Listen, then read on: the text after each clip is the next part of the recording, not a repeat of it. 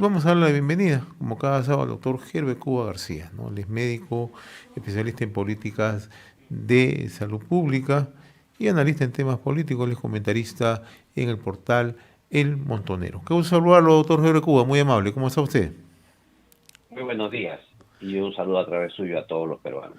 Una semana más que intensa, ¿no? Una vorágine impresionante la que vivimos en el país.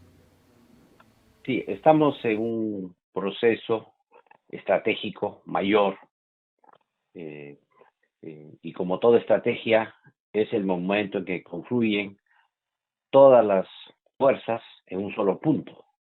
Y en este caso se trata del 7 de diciembre que se, que se recuerda el fallido golpe de Estado del expresidente Castillo.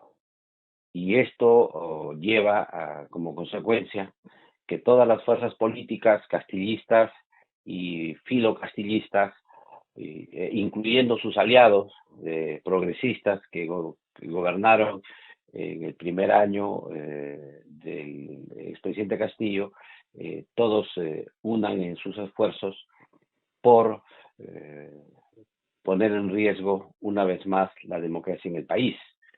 No cabe ninguna duda de la idea, la idea es que se vayan todos, como fue la propuesta inicial desde el año pasado.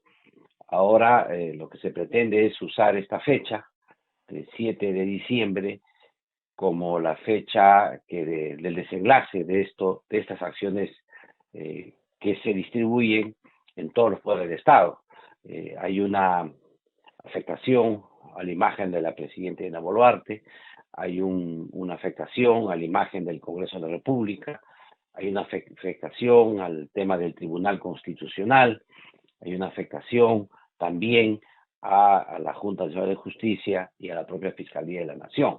Este es un artero golpe contra todas las fuerzas del gobierno y en consecuencia la forma en que haya este desenlace en esta semana que viene puede augurar un, un, una salida de este impasse democrático y un afianzamiento de la democracia, o por el contrario, podemos caer otra vez en la anarquía, en la anomia de las organizaciones políticas y sociales y económicas del país. Y por último, se ponga la democracia en entredicho. Creo que esto no es una casualidad, este es un ajedrez, un tablero del ajedrez sumamente construido, con detalle, y que creo que esperamos que una vez más la democracia que está ahora puesta en, en vilo, pues sepa salir de esta circunstancia. Espero que los dirigentes políticos, los jefes de los partidos políticos, el Congreso de la República, la propia Fiscalía, el propio Tribunal Constitucional puedan poner esta situación, puedan aplacar esta situación de creo, nueva forma del golpe de Estado que se nos avecina una vez más este año como consecuencia del 7 de diciembre, que es la fecha señuelo, digamos, para este evento.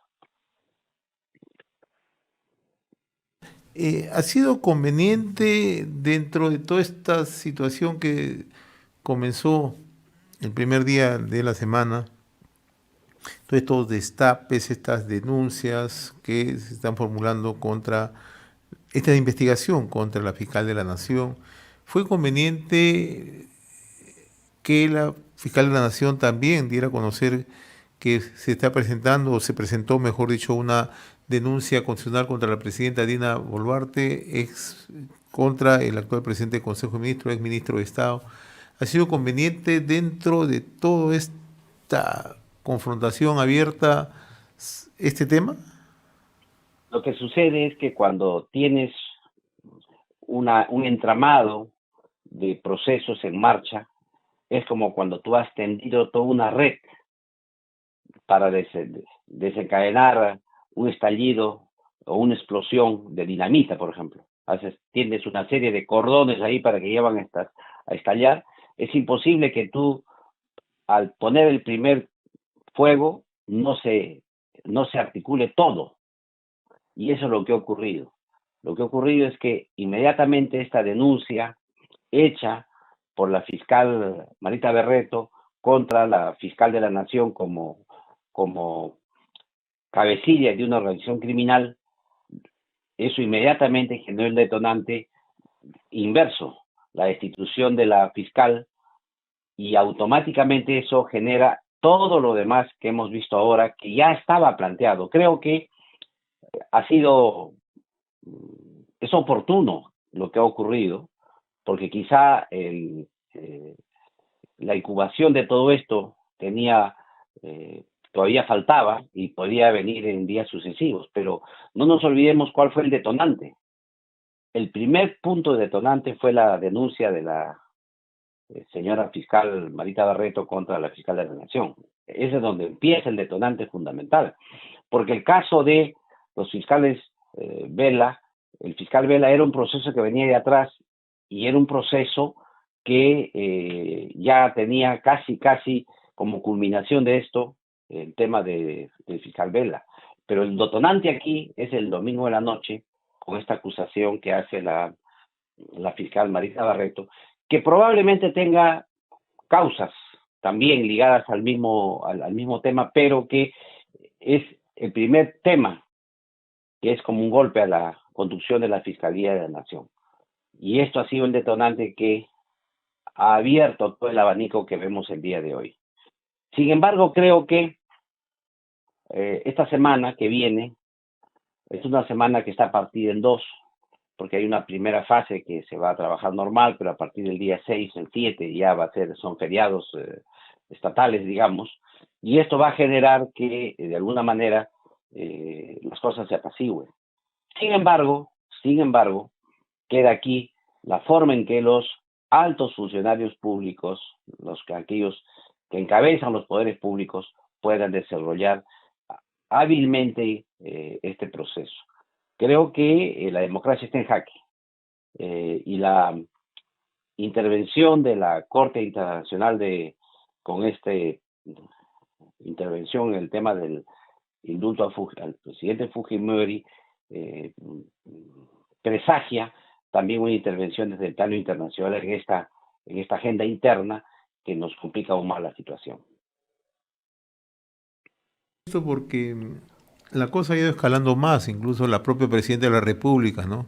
También en esa respuesta que se ha venido originando hora a hora, en los primeros días de la semana, ha pedido que la fiscal de la Nación tenga que dejar el cargo, ¿no? O sea, en un país donde la situación es muy complicada, en un país donde el tema económico es bastante delicado, ¿no? Esto tampoco es una muy buena señal para los inversionistas, ni mucho menos, ¿no? Claro, eso va a tener que seguir un curso, ¿no? Pero que la propia presidenta lo solicita, lo pida, nos da una muestra de cómo estamos en el desorden, en el caos, en la anarquía que estamos viviendo, ¿no? Mire, yo creo que las cosas van a ir eh, eh, eh, allanándose poco a poco. Por ejemplo, es imposible que la fiscal de la Nación pueda mantener por mucho tiempo la denuncia contra la presidenta de la República, porque era obvio que esa denuncia tarde o temprano se iba a tramitar en el Congreso de la República. Y en consecuencia lo que ha hecho la fiscal de la Nación de una vez hacer la denuncia ante el Congreso de la República y que esto se procese en la Comisión de Acusaciones Constitucionales, no es ni a favor ni en contra de la presidenta de la República. Finalmente es el Congreso la que va a tener que resolver el problema ahí. Y como ya tenemos el antecedente, el caso Merino, el expresidente Merino, tenemos antecedentes, es probable que el Congreso de la República termine finalmente archivando esta denuncia, que como todos han dicho, inclusive no tiene el sustento ni las pruebas correspondientes en detalle. Por lo tanto, esto no es un tema que le debe generar ruido a la presidenta de la República. Yo creo que la respuesta que ha hecho la presidenta de la República es oportuna, es correcta en el sentido de lo que tiene que defenderse, pero no es un tema que ponga en jaque la democracia en el país, debido a que el Congreso de la República, en su gran mayoría de congresistas, saben perfectamente que lo ocurrido el año pasado fue una sonada precisamente del acto del golpe de Estado fallido del expresidente Castillo. Este es un tema que creo que no va a merecer mucho debate en el Congreso de fondo, digamos. Quizá de forma se genere mucho debate, pero de fondo no, porque ya hay antecedentes de cómo se resuelven en el Congreso de la República estos temas. El segundo aspecto está en este asunto de la intermediación que habría hecho a través de los subcoordinadores parlamentarios la Fiscalía de Nación en el Congreso de la República.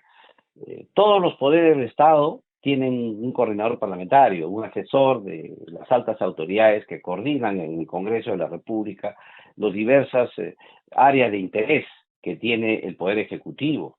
Es más, la PCM coordina todos los coordinadores de los diversos sectores. Y además la Fiscalía tiene, la Defensoría del Pueblo tiene, la SUNAT tiene, todos tienen sus coordinadores parlamentarios. Inclusive las instituciones de la sociedad civil, los colegios profesionales, también tienen sus coordinadores parlamentarios. Cada uno tiene que ir al Congreso de la República de alguna manera, estar presentes para que el sector que es conducido no sea vulnerable a algunos aspectos que se puedan tomar en el impacto legislativo que se dé ahí. Es decir, cuando se da una norma, el impacto de esa norma que se da no interfiera con las funciones que tiene cada uno de estos sectores. Eso está clarísimo, ahí no hay el problema. El problema aquí es que se demuestre que ha habido un abuso de esta coordinación parlamentaria y que haya una causa-efecto. Y por los temas que hemos ido viendo a lo largo de la semana, poco a poco, lo que se ha demostrado es que no hay ningún caso, ninguno siquiera, que pueda haber una causa-efecto de una intervención de la Fiscalía y que demuestre nombre y apellidos de un canje que haya habido por algo. No hay ninguno. Lo que hay son generalidades y todas ellas se han ido cayendo.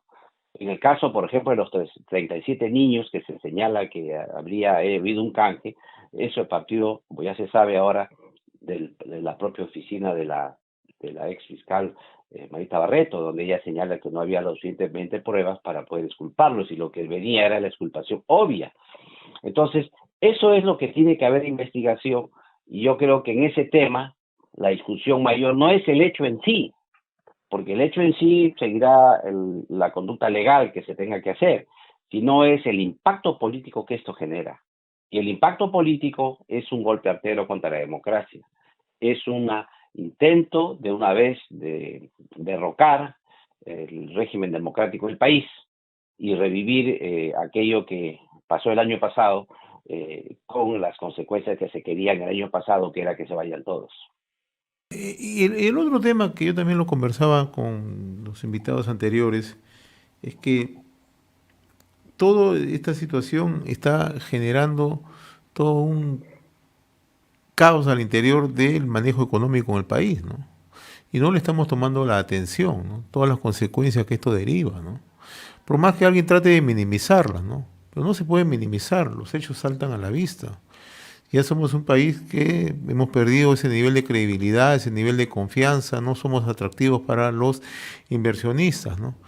Pero estamos enfrancados en cuestiones intestinas de manera interna, ¿no? Que en aras de justamente, de nuevamente, de retomar, ¿no?, la tranquilidad, si es que en algún momento se puede hacerlo, habría que transparentar algunas cosas, ¿no? Porque hay muchas Mire, cosas que van surgiendo en el día a día y siguen lesionando ciertamente la situación tan crítica que vive el país, ¿no? mire, no es extraño, y esto ya lo habíamos mencionado la semana pasada, no es extraño que después de una exitosa viaje de la presidenta Dina Boluarte a Estados Unidos, al foro de la PEC, haber recibido la presidencia pro tempore, de nada menos que de la mano del presidente de los Estados Unidos, de haber tenido una rueda importante con los empresarios, de haber tenido una conversación directa, un diálogo directo con el presidente de China, Xi Jinping. Yo creo que eso que tiene una enorme repercusión para el Perú, que nos coloque en la escena mundial en una situación expectante. Eso se traduce a la interna en un golpe al Estado, a la democracia, porque lo que está ocurriendo es una consecuencia de todo ese golpe del año pasado, del 7 de diciembre, que aún pretenden retomar el control de instituciones que ya habían perdido. En el caso de la Fiscalía de la Nación es clamorosa.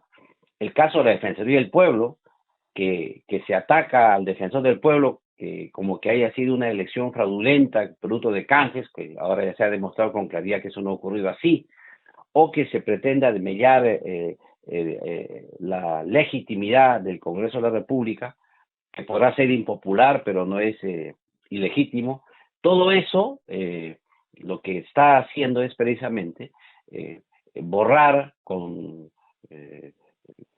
todo lo último que es relatado como cosas positivas para el país.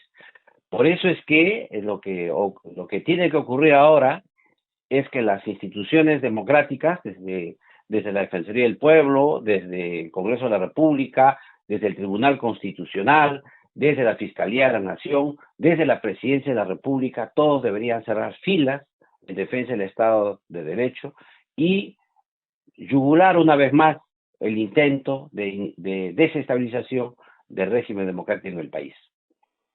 Este tema, usted dice, el gobierno, el ejecutivo, la presidencia de la República, pero vemos intentos claros, por ejemplo, en el tema económico, de tener una voluntad de la reactivación económica.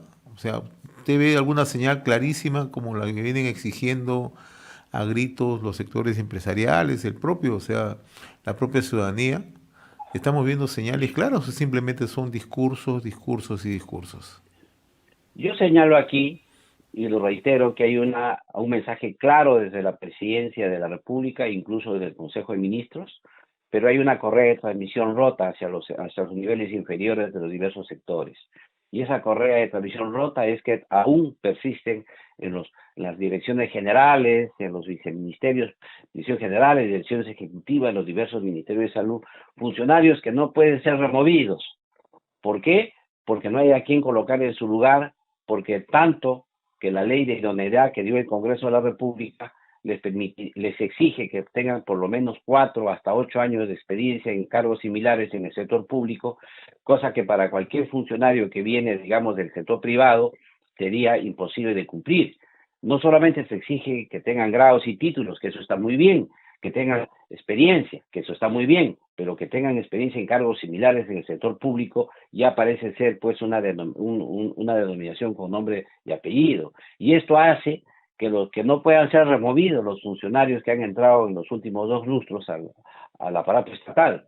Y en consecuencia, se reciclen o sigan en los mismos cargos aquellos funcionarios que fueron proclives a todo lo que ocurrió en los últimos 5 años en el país o 10 años en el país. Por Que eso es falta un que mensaje ese claro, tema, ¿no cree falta usted? mensaje claro. De la presidenta, ¿no cree usted? Porque las cosas hay que decirlas por su nombre, ¿no? O sea, aquí en el Perú el gran problema que tenemos es hablar a media voz, ¿no? Y en este caso de la reactivación económica, se lo digo con toda honestidad, vemos discursos ambivalentes, ¿no? O sea, un discurso muy optimista de parte del ministro de Economía y Finanzas y por ratos vemos una ambivalencia de parte del presidente del Consejo de Ministros, ¿no? Dice, sí, abrimos las inversiones, pero tía María no está en agenda, dice, ¿no? O sea, eso es ambivalente, a todas luces, ¿no? Claro, el problema ahí no está tanto en la visión que tenga el gobierno hacia el futuro, sino en la inestabilidad política. Y usted ahí señala algo que es real, ¿no? La inestabilidad política hace que existan compromisos de gobierno que impida ejecutar algunas acciones ejemplo, el ejemplo más claro de retroceso en este tema ha sido los lotes petroleros de Petroperú. Esto, por ejemplo, es clara la indecisión que tiene el gobierno en enfrentar el tema con claridad. El otro tema que usted ha señalado, Tía María y otras inversiones más. Sin embargo, el momento político es difícil, pues es controversial y hace que en esas circunstancias esas decisiones se tornen complicadas. Por eso es que no no deja de preocupar que aún estos sectores que atizaron el golpe el año pasado no hayan recibido las sanciones que se corresponden. No tenemos todavía, en el tema del autogolpe del año pasado, a un año de este autogolpe, solamente tenemos sancionada, digamos, y en proceso todavía judicial a la ex premier. El resto de los otros funcionarios están libres, no se les ha procesado, no son culpables. Esto parece haber sido un tema sumamente personal del expresidente Castillo, las fuerzas políticas que acompañaron ese intento de golpe fallido, o ese golpe fallido, perdón, no les ha pasado absolutamente nada, no ha habido un procesamiento de ellos en el Poder Judicial, etcétera. Esto hace pues que esa impunidad que ha generado esas acciones hasta la fecha no hayan sido doblegadas y por lo tanto intenten ahora retomar el poder un año después.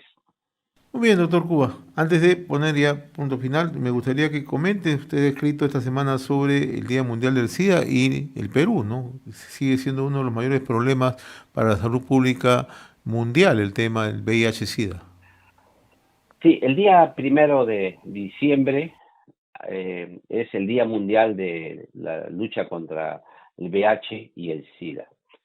Esto ha sido señalado por la Organización Mundial de la Salud como un día de reflexión, donde señala que las comunidades deben luchar fuerte contra este flagelo, debido a que lo que se tiene que hacer es cambiar los estilos de vida de la población, estilos de vida saludables, de tal manera que se corte la transmisión del virus en la población. Y esto ha generado también que se señale que en el Perú todavía tenemos 98,000 peruanos que viven con el VIH y SIDA. Aquí en el Perú se avanzó mucho desde el año 2004, donde se subsidia el tratamiento para los pacientes, y esa es una muy buena noticia y el Perú fue pionero en esta circunstancia, pero además también el Perú ha avanzado en dar tratamientos, inclusive preventivos para casos de situaciones de riesgo, y en este caso ya se dan también gratuitamente, previo a algunos requisitos, y además el Perú ha tenido una tendencia a la baja permanente de esta situación, digamos, de los casos de VIH y SIDA. Sin embargo, el pico más bajo se obtuvo el año 2020. Sin embargo, luego ha habido otra vez un pequeño incremento de 8,600 casos, que es el año pasado, y ahora un poco menos, pero veamos cómo cerramos el año el 31 de diciembre. La idea aquí es que no debemos bajar la guardia, no es un caso resuelto para el país, no es que esto tenga una tendencia franca hacia la baja, como parecía hace varios años, sino que mantenemos un estado como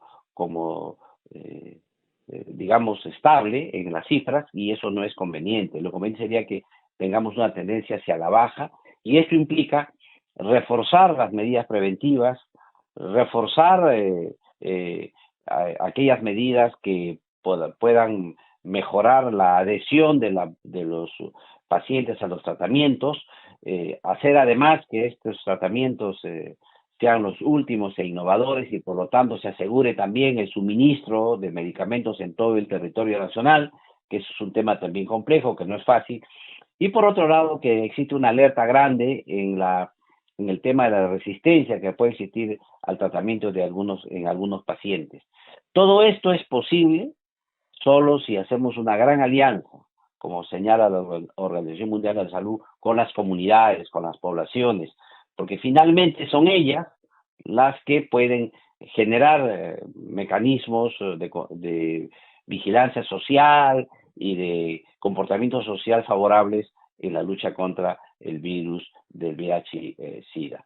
Creo que el Perú, en esta circunstancia, con esta muy buena experiencia que tiene en la lucha contra esta enfermedad desde el año 2004, tiene lecciones aprendidas. Y la primera lección aprendida que tiene es que la gratuidad en el tratamiento hace que se elimine la discriminación y la segregación que había de estos sectores. El segundo es que se ha luchado contra el estigma, del paciente con VIH-Sida, y esto es importante porque se estigmatizaba incluso grupos poblacionales enteros. Y en tercer lugar, se ha dado aquí un enfoque intercultural, un enfoque de género y un enfoque de derechos humanos que ya permite que precisamente se pueda